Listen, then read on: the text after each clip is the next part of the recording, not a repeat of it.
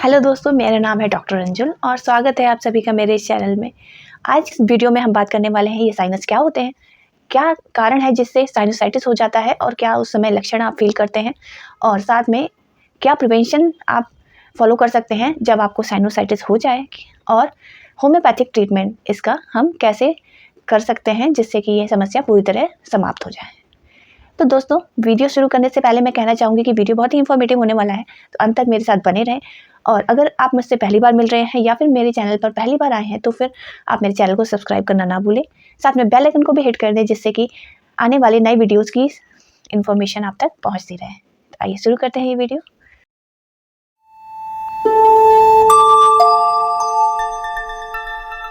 तो दोस्तों, सबसे पहले हम जानते हैं कि ये साइनस क्या होते हैं। दोस्तों, बेसिकली साइनस क्या होता है कि नाक के आसपास जो हवा के रिक्त स्थान है उन्हें हम साइनस कहते हैं।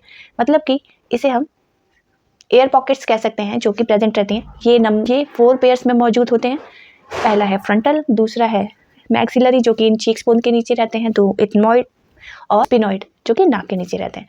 तो अब हम ये जानते हैं कि ये साइनसेस करते क्या है। दोस्तों, इनका काम होता है म्यूकस बनाना, और आमतौर पर जैसे ही म्यूकस बनते जाता है ये साइनस के आउटलेट्स के द्वारा बाहर निकलते चले जाता है। लेकिन जब कोई ऐसी कंडीशन आ जाती है जिससे कि ये सिक्रेशन बाहर ना जा पाए, जैसे कोई ब्लॉकेज आ जाए, पॉलिप आ जाए, इस तरह की कंडीशन आ जाए, और तो ये क्या होता है कि जो म्यूकस है ये एयर पॉकेट्स में ही इन्हीं साइनस में जमा होना शुरू हो जाता है और सिम्टम्स फील होने शुरू हो जाते हैं।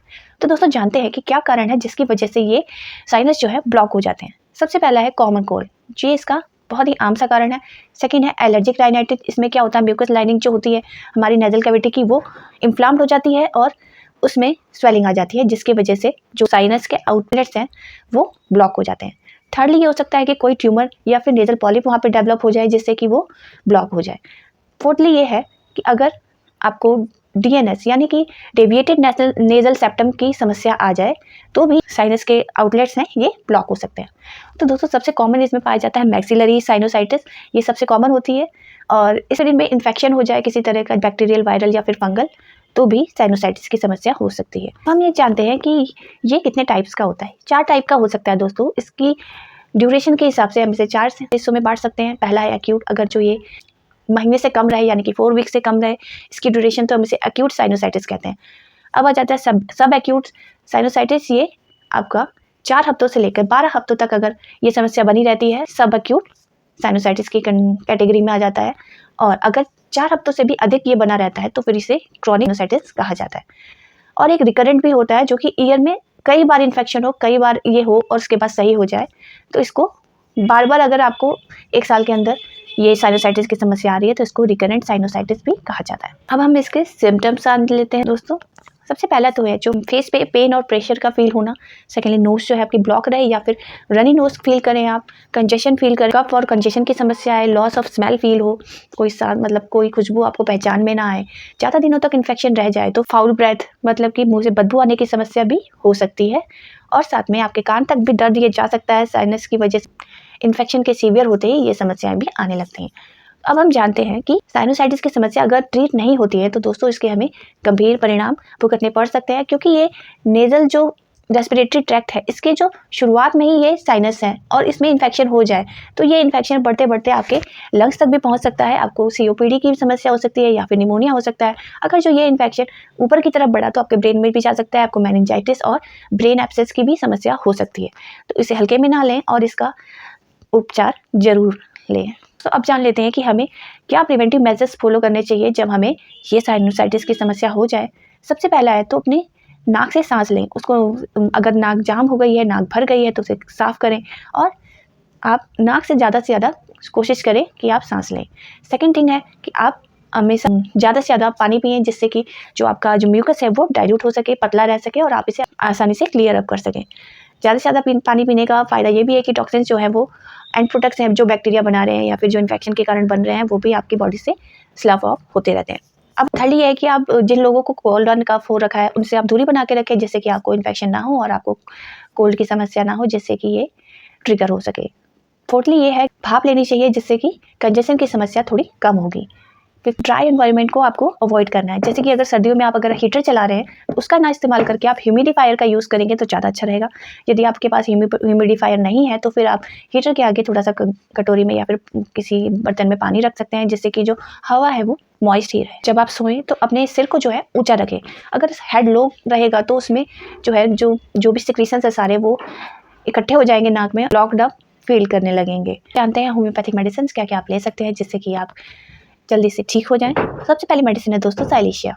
साइलेशिया का यूज़ कर सकते हैं जब आपकी नाक में खुजली हो या फिर नाक की हड्डी जो है वो सेंसिटिव हो, उसमें लगे आपको कि पेन हो रहा है, सुबह के टाइम बहुत ज़्यादा छींकें आने लगे और नाक बंद हो जाए जिससे कि आपको कोई भी स्मेल महसूस ना हो, चेहरे की मांसपेशियों में दर्द हो और कंजेशन के कारण चेहरा लाल पड़ जाए, टॉन्सिल्स जो है उसमें चुभन जैसा दर्द हो, कुछ खाना निगले तो गले में भी दर्द हो, आप लेट जाए वैसे ही खांसी आपको अधिक आने लगे। तो दोस्तों अगर आपको इस तरह की समस्या है तो फिर 30 पोटेंसी में यूज़ कर सकते हैं, सुबह शाम लीजिए और आपको आराम मिल जाएगा कुछ ही दिनों में। नेक्स्ट मेडिसिन है जो कि स्पेसिफिक है इस साइनोसाइटिस की कंडीशन के लिए, तो उसमें आप यूज़ कर सकते हैं काली बाई। ये बहुत ही अच्छी मेडिसिन है। जो काली बाई क्रोम को आप यूज़ करते हैं जब आपके नाक की जड़ों में आपको पेन महसूस हो, नाक से हरा पीला सा डिस्चार्ज आए, जो डिस्चार्ज है वो रेशेदार हो, चिपचिपा हो, आसानी से ना निकले, में आपको दिक्कत हो रही हो, तेजी से छींके आए, नाक से पानी बहे, मुंह और गले में डिस्चार्ज जाने के कारण उसमें सूजन आ जाए। तो दोस्तों अगर आपको ऐसी समस्या है तो काली बाइक्रोम आपको 30 पोटेंसी में यूज़ करना है, सुबह दोपहर शाम तीनों टाइम इसको लेना है। याद रखें जब भी आप कोई होम्योपैथिक मेडिसिन लें तो उसके आधे घंटे पहले और आधे घंटे बाद किसी चीज़ का सेवन ना करें, पानी भी ना पिएं। अब आइए नेक्स्ट मेडिसिन की तरफ चलते हैं। थर्ड मेडिसिन है बेलेडोना। इसे आपको यूज़ करना है जब आप नेज़ल कंजेशन के कारण आपके चेहरे में बहुत ज़्यादा दर्द हो और उसमें बिल्कुल लालपन सा आ जाए, आपका चेहरा रेड हो जाए।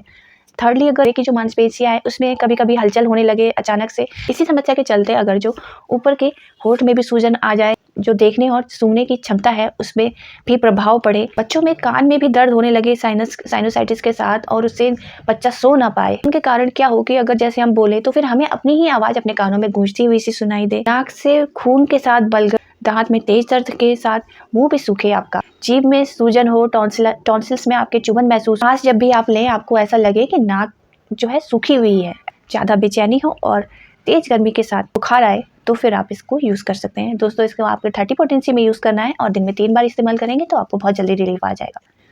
अब चलते हैं दोस्तों फोर्थ मेडिसिन के तरफ। नाम है दोस्तों हिपारसल। हिपारसल दोस्तों कभी भी आपको अर्ली कंडीशन में यूज़ नहीं करना है।